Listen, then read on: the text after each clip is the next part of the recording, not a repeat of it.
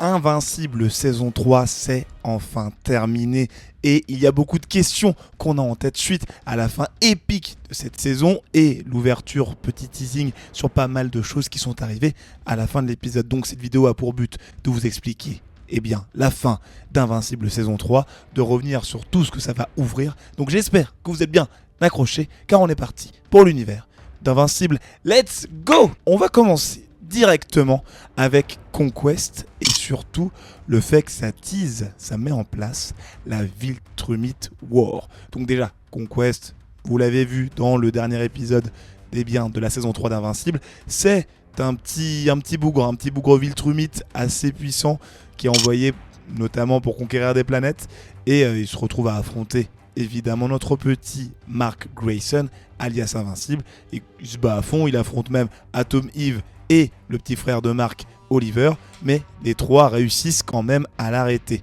Bien que, pour pouvoir arriver jusqu'à ce point-là, il a fallu qu'Atom Eve se fasse d'une certaine manière presque tuer pour pouvoir débloquer ses pouvoirs et rentrer dans une forme, on va dire, quasi divine. Car en effet, je vous le rappelle, elle est née dans le ventre de sa mère comme n'importe qui finalement, si vous ne le saviez pas. Et en gros, il y a eu des opérations qui ont été faites sur elle lorsqu'elle était dans le ventre de sa mère, ce qui lui a notamment donné ses pouvoirs.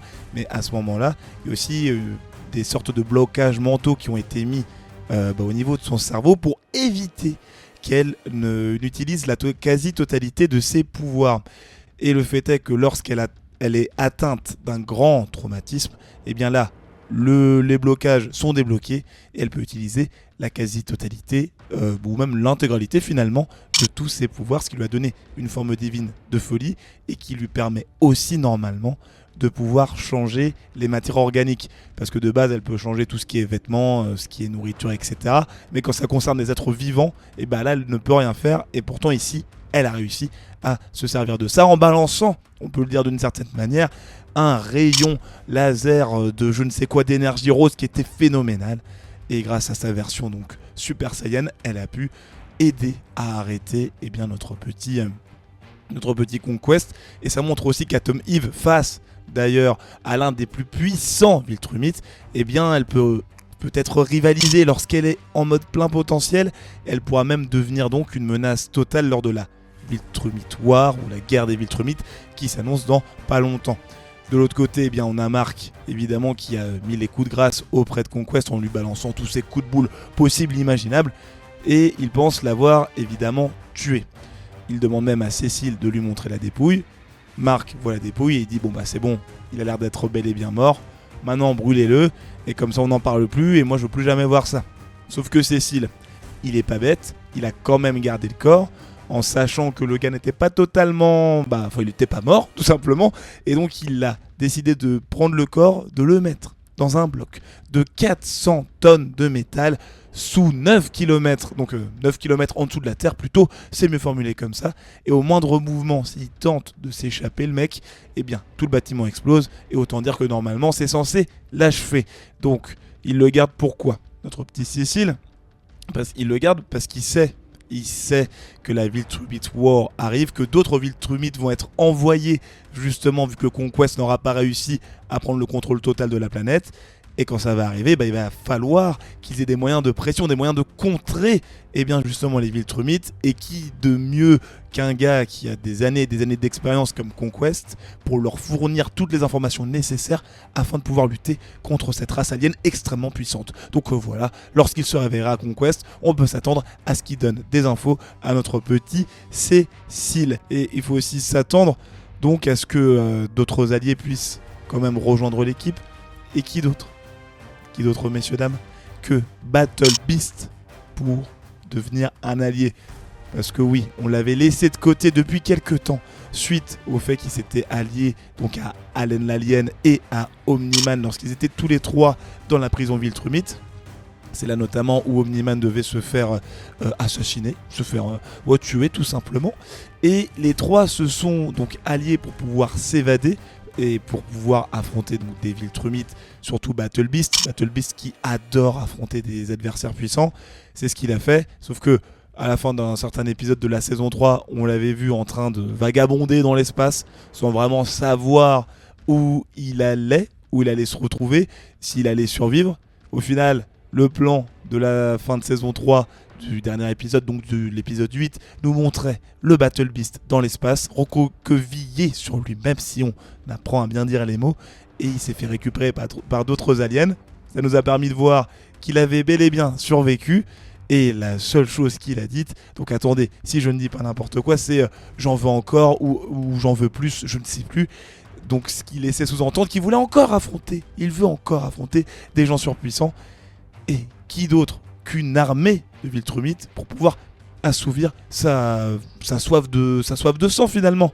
Donc je pense qu'il va être recruté par le biais d'Allen et d'Omniman, qu'on n'a pas vu d'ailleurs à la fin de la saison et qu'on s'attend à voir aussi du côté des héros sur la Terre lors de la guerre des Viltrumites ou je ne sais quoi. Et donc j'attends vraiment avec impatience ce genre d'affrontement. On peut aussi s'attendre, pour renforcer toutes les forces terriennes, à ce qu'il y ait donc une masse de réanimens. Vous savez, ces robots qui sont basés sur des cadavres et qui sont réanimés par le D.A. Sinclair. Donc c'était un étudiant qui s'était retrouvé dans l'université de Mark et au final il avait fait des expériences sur des êtres vivants. Il a été ensuite recruté par Cécile pour qu'il continue ses travaux, mais sous les ordres du gouvernement. Et là, on a vu le D.A. Sinclair, il est encore en train de progresser sur ses recherches et il commence à se servir des cadavres. Des cadavres de qui? Des cadavres des variants d'Invincible. Et j'en ai repéré donc 4 cadavres qui sont en train d'être transformés en réanimen. Et ben je vais vous les citer, je vais vous même les montrer à l'écran normalement. Donc on avait le Long-Haired Invincible, donc l'Invincible qui avait des cheveux longs. On a le Bulletproof Invincible également. On a le Light Blue Invincible, le Flaxan Invincible, qui a la tenue des Flaxans, qui avait tenté d'envahir la planète Terre. On a aussi le Sporty Invincible, le gars qui est habillé un petit peu en tenue de sport. Et le Moustache Invincible. Donc, ce qui nous laisse penser que c'est le Moustache, c'est tout simplement parce que celui qui avait la même tenue, il a été il a été banni par Angstrom Levy dans une autre dimension. Donc, a priori, c'est lui. Et sachant que les soldats, donc de base, les réanimens, sont des soldats ultra puissants qui peuvent tenir tête à des invincibles, à des Viltrumites. Si, avec des corps donc de simples humains, là, ils sont déjà si puissants, imaginez avec des corps de Viltrumites, des corps d'invincibles. Donc on peut s'attendre à ce qu'ils aient un avantage incroyable. Je dis bien incroyable du côté de qui? Du côté des Terriens et des autres héros, évidemment. Au-delà de ça, grosse évolution au cours de cette saison pour Mark. Mark qui était rentré en débat, Mark qui avait changé, on le voyait changer déjà, avec sa tenue bleue et noire qui sonnait le fait qu'il était en train de passer du côté obscur. Il avait eu un débat avec Oliver, début de saison encore une fois, où Oliver avait notamment tué les Maulers, la bande de clones bleus, vous savez. Ils étaient rentrés donc en débat pour dire est-ce qu'il faut tuer les criminels lorsqu'ils ont déjà tué pas mal de gens pour les éviter qu'ils tuent plein d'autres personnes. Et Mark au début il était en mode bah non on peut pas faire ça, et alors qu'il avait pas forcément d'argument pour contrer Oliver. Et le fait est que suite à ces affrontements avec Angstrom Levy, donc déjà dans la saison 2, il était un peu en mode je pense l'avoir buté, je suis en train de me dire j'avais envie, il y a une raison. Dans la saison 3, il est revenu, donc Angstrom Levy, avec toute son armée d'invincibles, et il s'est dit non, cette fois-ci je vais le tuer, même s'il a pris un peu de temps, et que Angstrom Levy s'est retrouvé dans la dimension des techniciens, mais on y revient un peu plus tard. Et là, avec Conquest, clairement, avec ses coups de tête, son seul objectif, c'était de buter ce petit Viltrumite. Et là, il a vraiment aucun regret. Et il s'est donc dit à la fin de l'épisode, la prochaine fois qu'il y a quelqu'un qui menace ma famille ou des personnes que j'aime, je le tuerai sans hésiter. Donc on peut s'attendre, évidemment, à ce que notre petit Mark Grayson devienne de plus en plus sombre après, donc dans la saison 4 justement, et ça peut être tout simplement légendaire. Et j'ai même peur, comme je l'ai noté dans mes notes, que en découvrant si Cécile, il a décidé de garder le corps de Conquest, de le garder en vie, et de continuer de créer des réanimens, mais à partir des corps d'invincibles, des variants d'invincibles justement, et j'ai peur qu'il débloque notre petit Mark et se décide de tuer Cécile tout simplement. Bien que Cécile ne fait pas de mauvaises choses a priori, il les garde pour pouvoir justement lutter. Mais je me dis, vu la tournure que prend justement notre Mark Grayson, ça peut vraiment partir dans tous les sens. Et pour terminer avec toutes ces explications, parce qu'il y a encore plusieurs petits enchaînements qui sont présents, petits indices concernant la suite et qui sont assez intéressants et qui nécessitent des explications. Et bien avant tout, on a eu droit à l'enterrement de Rexplode qui s'était donc laissé exploser, qui avait mis fin à ses jours pour arrêter un variant d'Invincible. Donc on avait dit au revoir à l'un des personnages les plus stylés de la série. Et lors de l'enterrement, eh bien on a Robo, ou du moins Rudy, qui avait fait un petit discours donc en disant voilà, Rex m'a changé la vie, ça a été quelqu'un de cool, etc. Et pour lui rendre hommage, j'ai décidé de changer de nom et de passer de Rudy à Rex. Et ça, c'est pas un détail anodin. Pourquoi ? Parce que déjà avant tout, Robo, vous le savez, il s'est servi des cellules de Rex pour se créer un corps, donc créer un clone de lui plus jeune pour pouvoir se rapprocher de Monster Girl. Et justement, on avait eu un petit indice comme quoi Rudy allait changer de nom pour devenir Rex dans la saison 2, quand Mark s'était retrouvé exilé dans la dimension désertique par Angstrom Levy. Et c'était des gardiens du globe du futur qui étaient venus avec Atom Eve et notamment Robo. Et quand Robo il a enlevé son casque, on avait vu qu'à l'intérieur, eh bien, il y avait Rex. Atom Eve l'avait appelé Rex, sauf que c'était pas Rex, c'était tout simplement Rudy. Donc voilà, la boucle est bouclée, on comprend un peu comment ça fonctionne, même si le futur a un peu changé.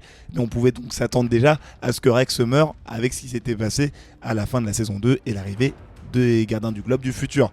D'autre part, nous avons les Kalmars, les Sequids, je ne sais plus c'est quoi le nom, mais dans les comics c'est Kalmar d'ailleurs. Et donc ils vont faire leur petit retour, ces Kalmars. Ils vont revenir, ils étaient déjà sur Terre depuis longtemps, ils sont en train de mettre en place leur petite armée. Ils sont en train de se réunir dans les égouts. Et là ils accumulent sous les ordres d'ailleurs de Russ Livingstone, qui était l'astronaute qui s'était retrouvé contaminé par les Sequids lorsque Mark était arrivé pour la première fois sur Mars avec la bande d'astronautes. Et donc on peut s'attendre à une guerre entre les Sequids et les héros de la planète Terre. Et je pense que ça va être un total massacre. Ensuite, notre petit Angstrom Levy, on en a parlé avant, mais on le savait, il a été récupéré par les techniciens suite au fait qu'il avait perdu un peu l'Invincible War et qu'il avait perdu son bras. Même si on peut dire qu'il a gagné finalement l'Invincible War, vu que la réputation d'Invincible a été totalement changée.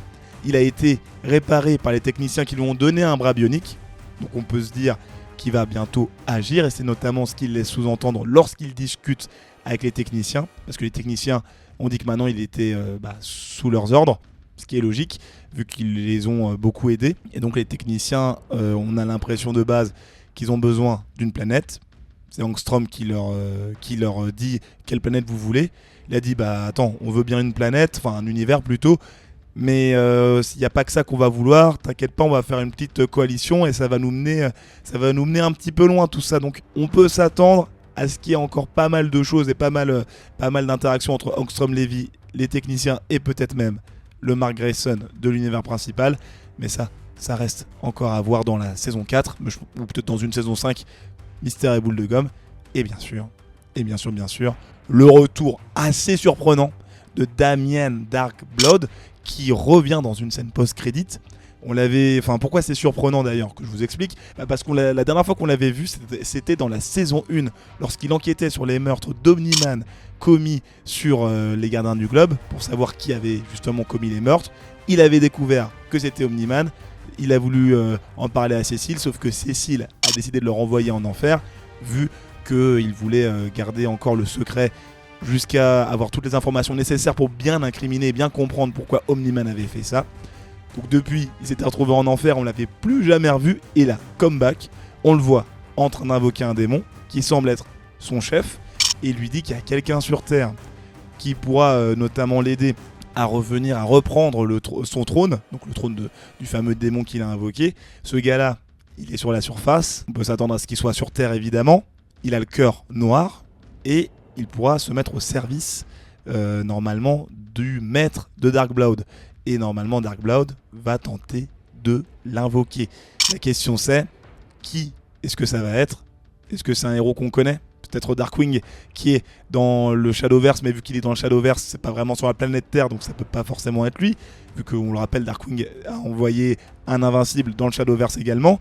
Et il y a aussi bien sûr Invincible qui est en train de, d'avoir un changement de mentalité, même si je m'attends pas vraiment à ce qu'il devienne un méchant, mais on peut se dire que sa transformation en tant que meurtrier peut laisser Dark Blood se dire qu'il y a une possibilité.